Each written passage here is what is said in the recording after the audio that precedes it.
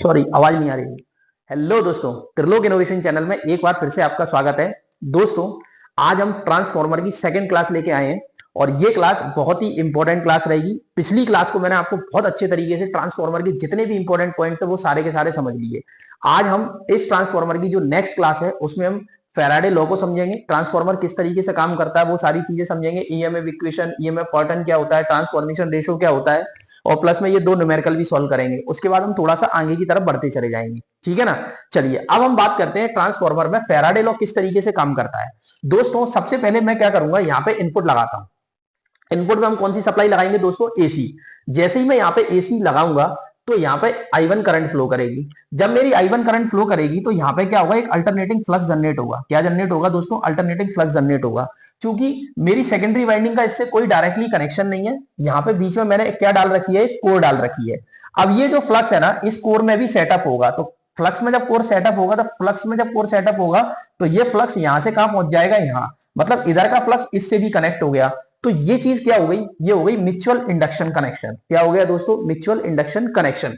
जब ये इससे कनेक्ट हुआ तो ये भी अल्टरनेटिंग नेचर का है। तो ये भी अल्टरनेटिंग नेचर होने के कारण यहाँ पे भी क्या जनरेट हो जाएगा, दूसरे साइड में वोल्टेज जनरेट हो जाएगा। और वो वोल्टेज जनरेट हो जाएगा अगर मैंने यहाँ पे आउटपुट लगा दिया, मतलब कि आउटपुट में मतलब मैंने लोड लगा दिया तो ये करंट फ्लो करेगी। लोड नहीं लगा दिया तो इस करंट की वैल्यू क्या होगी, जीरो। अब हम समझते हैं कि फैराडे लॉ क्या कहता है। फैराडे बाबा क्या कह के गए थे, फैराडे बाबा ये कह के गए थे कि मान लो जब कभी भी आपको अपने जीवन में कभी वोल्टेज को जनरेट करना हो, क्या जनरेट करना हो, वोल्टेज को जनरेट करना हो, तो आपको तीन चीजों की जरूरत पड़ेगी, ठीक है ना। पहली चीज, आपके पास कोई एक कंडक्टर हो, ठीक है, चाहे वो कॉपर का हो, किसी चीज का हो, पर वो कंडक्टर होना चाहिए, इंसुलेटर नहीं होना चाहिए और सेमी कंडक्टर नहीं होना चाहिए, ठीक है।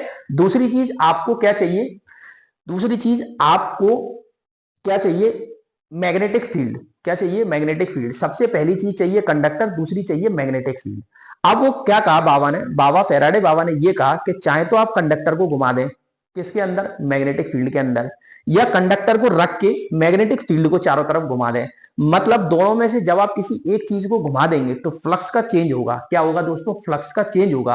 और फ्लक्स के बदलने के कारण, उसकी दिशा की परिवर्तन होने के कारण उस कंडक्टर में क्या जनरेट हो जाएगा, ईएमएफ जनरेट हो जाएगा। ये हमारे क्या कह के गए थे, फैराडे बाबा। तो फैराडे बाबा ने यह कहा था कि जब हम किसी भी कंडक्टर को किसी मैग्नेटिक फील्ड में घुमा दें या किसी कंडक्टर को रख के मैग्नेटिक फील्ड को ही उसके चारों तरफ घुमा दें तो दोनों की वजह से कारण क्या होगा। लेकिन एक चीज का ध्यान रहे, दोनों को एक साथ मत घुमाना। दोनों को एक साथ घुमाने का मतलब ये हो जाएगा कि दोनों के बीच में कोई रिलेटिव मोशन नहीं होगा। और रिलेटिव मोशन नहीं होगा तो मतलब कि दोनों सेम स्पीड पर काम करने लगेंगे तो फ्लक्स का चेंज नहीं आएगा। और फ्लक्स का चेंज नहीं आएगा तो ईएमएफ जनरेट नहीं होगा। क्या ये बात समझ में आई। तो मतलब यही चीज उन्होंने कहा कि भाई जो कंडक्टर रखा है इसमें जब मैंने अल्टरनेटिंग करंट फ्लो कराई तो अल्टरनेटिंग करंट फ्लो कराने के कारण क्या हुआ, यहाँ पे कंडक्टर रखा हुआ है, ध्यान रखना इसमें घूमने का कोई पार्ट नहीं है, कंडक्टर रखा है लेकिन हमने फील्ड ऐसी लगाई है जो कि अल्टरनेटिंग नेचर की, जिसकी वजह से क्या होगा, फ्लक्स बार बार चेंज होगा। मतलब 50 हर्ट्ज में प्लस माइनस चेंज होने के कारण क्या होगा, फ्लक्स इस कंडक्टर को कट करेगा। जब इस कंडक्टर को कट करेगा तो इसमें क्या पैदा हो जाएगा दोस्तों, ईएमएफ। क्या पैदा हो जाएगा दोस्तों, ईएमएफ। अगर मैं इस सर्किट को क्लोज कर दूंगा तो प्राइमरी करंट फ्लो करने लगेगी। ये बात समझ में आई। अब यही मेरा फ्लक्स अल्टरनेटिंग का नेचर का जो है वो इसके अंदर से होता हुआ यहाँ पे सेटअप हो जाएगा और यहाँ पे भी अल्टरनेटिंग नेचर का है तो यहाँ पे भी चेंजेस करेगा बार बार। जब यहाँ पे भी बार बार चेंजेस करेगा तो यहाँ पे भी क्या जनरेट कर देगा, ईएमएफ जनरेट कर देगा। क्या ये बात समझ में आई। अगर मैंने लोड लगा दिया तो मेरी I2 करंट फ्लो करने लगेगी, अगर मैंने लोड नहीं लगाया तो यहाँ पे कोई भी करंट फ्लो नहीं करेगी। क्या आपको बाबा फैराडे का नियम अच्छे तरीके से समझ में आ गया। भाई किसी भी जगह अगर आपको वोल्टेज जनरेट करना है तो आपको दो चीजों की जरूरत पड़ेगी, एक मैग्नेटिक फील्ड, दूसरे कंडक्टर की। और तीसरी चीज ये, चाहे तो आप मैग्नेटिक फील्ड को घुमा दें चाहे आप कंडक्टर को घुमा दें, किसी एक को घुमाना है, दोनों को नहीं घुमाना, नहीं तो ईएमएफ आपका जनरेट नहीं होगा। अब हम बात करते हैं कि ये वाली बात उन्होंने ये कहा था कि जब तक फ्लक्स टाइम के साथ चेंज होता रहेगा ईएमएफ जनरेट होता रहेगा, ठीक है। दूसरा नियम उन्होंने ये कहा था कि भाई जितने, ये माइनस क्या कह रहा है, ये है भाई लेंज का नियम। लेंज बाबा ने उन्होंने ये कहा था कि भाई जो फ्लक्स पैदा हो रहा है ना वो हमेशा अपने जिस कारण से पैदा हो रहा है वो उसी का विरोध करेगा। क्या ये बात समझ में आई कि फ्लक्स जिस वजह से पैदा हो रहा है वो हमेशा उसका क्या करेगा, विरोध करेगा। तो दूसरे शब्दों में हम ये कह सकते हैं कि ये नेगेटिव साइन ये दर्शाता है कि वो जिस कारण से पैदा हो रहा है उसी कारण का विरोध करेगा, है ना। ये लेंज का नियम है। मतलब मैं ये कह सकता हूं कि ये एक दूसरे के जानी दुश्मन है। कैसे जानी दुश्मन है, जब मैंने V1 को लगाया तो करंट I1 फ्लो करी, यहाँ पे फ्लक्स का चेंजेस आया तो ये ईएमएफ जनरेट हुआ।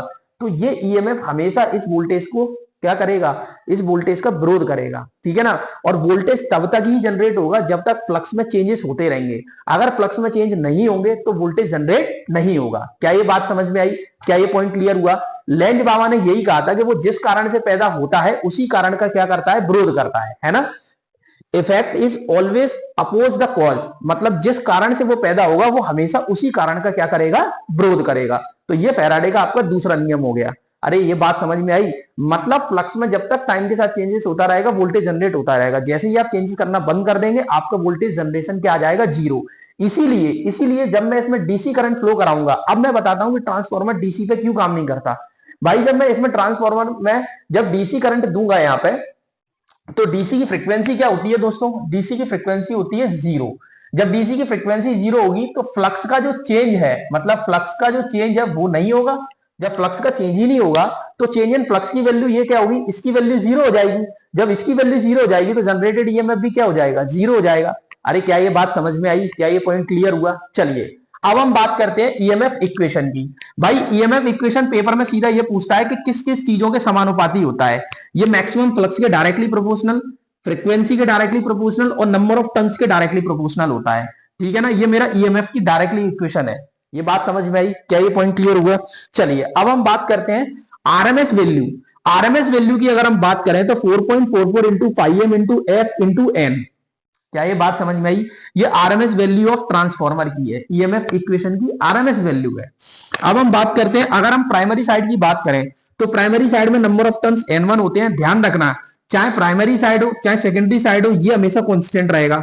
मैक्सिमम फ्लक्स हमेशा कांस्टेंट रहेगा, ये वैल्यू तो कांस्टेंट है ही। तो E1 N1, प्राइमरी है तो नंबर ऑफ टर्न्स N1 आएंगे तो उसकी वजह से E1 होगा। अगर मैं सेकेंडरी की बात करूंगा तो ये तो कांस्टेंट है, ये कांस्टेंट, फ्रीक्वेंसी मेरी कांस्टेंट है, तो यहाँ पे क्या आ जाएगा, N2। और मैं रिलेशन बताने जा रहा हूं कि जो आरएमएस वैल्यू है और एवरेज वैल्यू है उसमें 1.11 का मल्टीप्लाई कर देते हैं। क्या ये बात समझ में आई? पेपर में सीधे क्वेश्चन दे देगा भाई, ये वाले क्वेश्चन पेपर में बहुत पूछे जाते हैं कि ईओआर और ईएबी में क्या डिफरेंस है। यहाँ रख देगा 1.11, 2.22, 4.44, तो तोते उड़ जाएंगे अच्छों के। ये बात ध्यान रखना। तो एवरेज फ्लक्स और आरएमएस फ्लक्स में क्या डिफरेंस है ट्रांसफार्मर में, ये तीनों चारों पेपर में सीधे सीधे पूछे गए क्वेश्चन है जो कि मैंने सीधे सीधे आपको समझाए हैं। क्या ये बात समझ में आई? अब हम अगले पॉइंट की बात कर रहे हैं। भाई ईएमएफ पर टर्न सेम होता है, पेपर में कईयों बार, हजारों बार ये क्वेश्चन पूछा गया है कि ईएमएफ पर टर्न इन प्राइमरी साइड, क्या सेकेंडरी साइड में ईएमएफ पर टर्न आपस में बराबर होते हैं? बिल्कुल बराबर होते हैं। ईएमएफ पर टर्न का मतलब होता है E1 अपॉन N1 बराबर E2 अपॉन N2, मतलब E1 अपॉन N1 का जो रेशो है वो E2 अपॉन N2 का रेशो होगा। हमेशा क्या होगा, एक कांस्टेंट वैल्यू होगी। अरे ये बात समझ में आई? जो प्राइमरी साइड में ईएमएफ पर टर्न है वो सेकेंडरी साइड में ईएमएफ पर टर्न के हमेशा बराबर होंगे, ना कि ज्यादा ना कम। क्या ये पॉइंट क्लियर हुआ? चलिए अब हम बात करते हैं भाई ट्रांसफॉर्मर की ट्रांसफॉर्मेशन रेशो के बारे में। ट्रांसफॉर्मेशन रेशो ये कहता है कि N2 अपॉन N1 बराबर B2 अपॉन V1 बराबर I1 अपॉन I2 बराबर K होता है। इसको हम K से डिनोट करते हैं ट्रांसफॉर्मेशन रेशो को, ठीक है। ये बात समझ में आई? तो हम आपसे ये पूछे कि K क्या होता है। K बराबर होता है N2 अपॉन N1 बराबर V2 अपॉन V1 बराबर I1 अपॉन I2। अब आप मुझसे ये पूछेंगे कि सर ये बताइए, ये तो ठीक है, अच्छी बात है, लेकिन ये आपने उल्टा क्यों लिख दिया, ये चीज मेरे समझ में नहीं आई। तो मैं आपको अच्छे से क्लियर करता हूं दोस्तों। क्या आप ये जानते हैं कि P बराबर क्या होता है, वोल्टेज इंटू करंट। अरे ये बात समझ में आई कि नहीं आई? आप ऐसे भी लिख सकते हैं कि वोल्टेज इंटू करंट का जो रेशो है वो क्या है आपका, वो क्या है, वो कांस्टेंट होना चाहिए, क्योंकि ट्रांसफार्मर में पावर क्या है, कांस्टेंट होती है। भाई इसको हमें क्या रखना है, कांस्टेंट रखना है ट्रांसफार्मर में। तो मैं जब वोल्टेज बढ़ाऊंगा तो करंट मुझे कम करनी पड़ेगी, तभी तो ये वैल्यू कांस्टेंट होगी। अरे ये बात समझ पा रहे हैं कि नहीं? वोल्टेज बढ़ाऊंगा तो मुझे करंट कम करनी पड़ेगी, तब जाके मैं पावर को कांस्टेंट कर पाऊंगा। अगर मैंने वोल्टेज बढ़ाया और साथ में करंट भी बढ़ गई तो ये कांस्टेंट नहीं होगी, तो ट्रांसफार्मर का नियम ही फेल हो जाएगा। क्या ये बात समझ में आई? तो जब मैं वोल्टेज बढ़ाऊंगा तो करंट कम होगी, तो मुझे ऐसा नहीं लग रहा ये दोनों एक दूसरे के अपोजिट काम कर रहे हैं। इसीलिए मैंने क्या लिखा है, वोल्टेज के अपोजिट में I1 अपॉन I2। क्या ये बात समझ में आई? बहुत ही जबरदस्त कॉन्सेप्ट है दोस्तों, बहुत ही इंपॉर्टेंट कॉन्सेप्ट है, ठीक है ना। चलिए अब हम बात करते हैं, इसको मिटा देते हैं, ये कॉन्सेप्ट मैंने आपको अच्छे से समझा दिया है। अब हम बात करते हैं कि भाई ये वाले दो न्यूमेरिकल को प्रॉपर्ली सॉल्व करेंगे, है ना। देखो यहाँ पे मैंने बताया अगर आप वोल्टेज को बढ़ाएंगे तो करंट आपकी कम हो जाएगी, समझ रहे हैं ना आप बात। अगर आप वोल्टेज बढ़ाएंगे तो करंट आपको ऑटोमेटिकली कम करनी पड़ेगी। क्यों कम करनी पड़ेगी? क्योंकि क्योंकि क्योंकि पावर को आपको कांस्टेंट रखना है, केवीए रेटिंग इनपुट और आउटपुट में सेम रखनी है भाई, समझ गए? यहां वोल्टेज को कम करोगे तो करंट बढ़ जाएगी। क्लियर है? चलिए अब हम सॉल्व करते हैं इस क्वेश्चन को। देखो इस क्वेश्चन में क्या कह रहा है कि यदि के बराबर 10 दिया हो और N2 की वैल्यू 100 दी हो तो N1 क्या होगा। दूसरा ये बता रहा है कि ट्रांसफॉर्मर स्टेप अप है या स्टेप डाउन, ये आपको बताना है इस न्यूमेरिकल में। बहुत ही जबरदस्त क्वेश्चन है, इसको समझना है भाई। हम लोग क्या जानते हैं? हम जानते हैं के बराबर होता है N2 अपॉन N1। तो मुझे क्या दिया है? के की वैल्यू कितनी दी है दोस्तों? 10। तो 10 बराबर N2 कितना दिया है दोस्तों? 100। और मुझे निकालना क्या है? N1। क्या ये बात समझ में आई? अगर मैं N1 को इधर भेज दूं तो N1 बराबर, इसको इधर भेज दूंगा तो ये क्या आ जाएगा? 100 अपॉन 10। 100 अपॉन 10 समझ रहे हो यार? के बराबर क्या होता है? N2 upon N1। तो के की वैल्यू कितनी दी है? 10। तो मैंने यहां 10 रख दिया और N2 की वैल्यू दी है 100 और अपॉन N1। तो N1 को इधर रख दूंगा तो 100 अपॉन 10। तो मैं इसको काट दूंगा तो फाइनल आंसर कितना आ जाएगा? 10। क्या ये बात समझ में आई? तो अब आप मुझे ये बताओ कि N2 कितना था भाई? N2 था 100, है ना? और N1 कितना है मेरा? 10। तो आपने क्या देखा? क्या सेकेंडरी साइड में वोल्टेज ज्यादा है? क्या प्राइमरी साइड में वोल्टेज कम है? तो हम कैसे डिसाइड करते हैं कि कोई ट्रांसफॉर्मर स्टेप अप है या डाउन? यदि सेकेंडरी साइड में वोल्टेज ज्यादा है तो ट्रांसफॉर्मर स्टेप अप होगा। यदि सेकेंडरी साइड में वोल्टेज या लोड साइड में वोल्टेज कम है तो ट्रांसफॉर्मर स्टेप डाउन होगा। तो यहाँ पे आप मुझे कमेंट करके बताएंगे कि ये स्टेप अप है या स्टेप डाउन, ये आपको कमेंट करके बताना है अगर आपको समझ में आया है। भाई इसमें भी क्या दिया है? N1 अपॉन N2 मुझे कितना दिया है? 10। तो मुझे I1 की वैल्यू 50 एम्पियर दी है तो I2 बताएं। तो भाई मैं क्या जानता हूं कि N2 अपॉन N1 जानता हूं, तो उसकी वैल्यू कितनी होती है? 1 अपॉन 10। समझ रहा है कि नहीं? N2 अपॉन N1 होती है 1/10। ठीक है? तो यहां पे मैं क्या, जब N2 अपॉन N1 लिखूंगा तो यहाँ I1 अपॉन, देखो ऐसे समझ सकते हैं कि N2 अपॉन N1 बराबर होता है I1 अपॉन I2 के। तो N2 अपॉन N1 लिखना है, लेकिन ये लिखा क्या है? N1 upon N2। तो यहां रखूंगा मैं 1 अपॉन 10 बराबर I1 कितना है मेरा? 50 और I2 मुझे निकालना है। अरे समझ पा रहे हैं यार? N2 अपॉन N1 बराबर I1 अपॉन I2। देख रहे हैं ना? N2 अपॉन N1 बराबर I1 अपॉन I2। लेकिन मुझे N1 अपॉन N2 की वैल्यू दी है तो इसको पलट के लिखना पड़ेगा 1 अपॉन 10। जब मैं I2 को यहां रखूंगा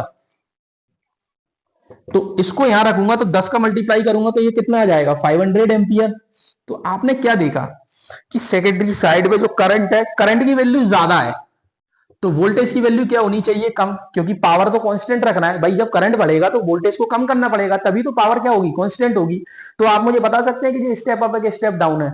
आपको ये अच्छे से समझ में आया कि नहीं आया? एक बार और समझ लें भाई लोगों। N1 अपॉन N2 10 दिया है और I1 अपॉन I2, I1 की वैल्यू 50 दी है, I2 की मुझसे पूछी है। तो मैं ये जानता हूं कि N2 अपॉन N1 जो है ना, मैं अच्छे से जानता हूं कि जो आपका N2 अपॉन N1 है वो I1 अपॉन I2 के होता है। तो मैं N1 अपॉन N2 इसको पलटूंगा तो 1 अपॉन 10 आ जाएगा, है ना? और I1 अपॉन I2 ऐसा का ऐसा ही रखूंगा। I1 की 50, I2 निकालना है मुझे। तो यहां से I2 बराबर इसका इससे मल्टीप्लाई कर दूंगा तो 500 एम्पियर आ जाएगा। तो मुझे लगता है आपको एक एक चीज मैंने ढंग से समझा दिया, एक एक पॉइंट अच्छे से क्लियर किया है। अब हम अपन बात करते हैं स्टेप अप स्टेप डाउन। अगर आपका प्राइमरी साइड का नंबर ऑफ टर्न सेकेंडरी से ज्यादा है तो स्टेप डाउन ट्रांसफॉर्मर होगा, है ना? क्योंकि सेकेंडरी साइड में वोल्टेज आपका क्या है? कम हो जाएगा। अगर आपका N2 ग्रेटर देन N1 है तो आपका ट्रांसफॉर्मर क्या होगा? Step up. यदि आपकी सेकेंडरी करंट ज्यादा है तो भाई सेकेंडरी वोल्टेज कम होगा, और सेकेंडरी वोल्टेज कम है तो स्टेप डाउन ट्रांसफॉर्मर होगा। अगर आपकी सेकेंडरी करंट कम है, इस बात का मतलब यह है कि सेकेंडरी करंट कम होना है तो सेकेंडरी करंट कम है तो सेकेंडरी वोल्टेज ज्यादा रहा होगा, और सेकेंडरी वोल्टेज ज्यादा रहा होगा तो ट्रांसफॉर्मर कैसा है? स्टेप अप या step down? Step up transformer है। क्या आप स्टेप अप और स्टेप डाउन ट्रांसफॉर्मर पहचानना सीख गए? क्या आप न्यूमेरिकल से वो सीधे ये पूछ सकता है कि भाई बताइए स्टेप अप है स्टेप डाउन है? क्या ये कॉन्सेप्ट आप अच्छे तरीके से समझ गए? अगर आपको ये चीजें अच्छे से समझ में आ रही हो तो प्लीज इस चैनल को सब्सक्राइब कर लेना। मैं आपको बता रहा हूं कि सारी चीजें फ्री ऑफ कॉस्ट धमाकेदार कराने वाला हूं। इसके बाद जिंदगी में आपको किसी का बैच खरीदने की जरूरत नहीं पड़ेगी, इस बात को आप मेरे से लिखवा लें। और जब जब आप पेपर देने जाएंगे तो मेरे सारे के सारे लेक्चर देख के जाना। इसके बाद मैं आपको एक और चीज बताने जा रहा हूं। इसके बाद जब आप पेपर में जब ये पूरे लेक्चर देख लेंगे फिर आपको रिवीजन करने की जरूरत पड़ेगी, तो शॉर्ट नोट बनाने की बिल्कुल जरूरत नहीं है। मैं आपको खुद ही शॉर्ट बना के डाल दिए हैं, उसमें आप शॉर्ट को देखते जाएं, आपके वहां पे पेपर से रिलेटेड इंपॉर्टेंट टॉपिक्स वहां पे कवर हो जाएंगे। मतलब एक ही इलेक्ट्रीशियन थ्योरी में long video plus short video आपको एक साथ मिल रही है। क्या ये बात समझ में आई? क्या ये पॉइंट क्लियर हुआ? तो आपका डबल फायदा हो रहा है।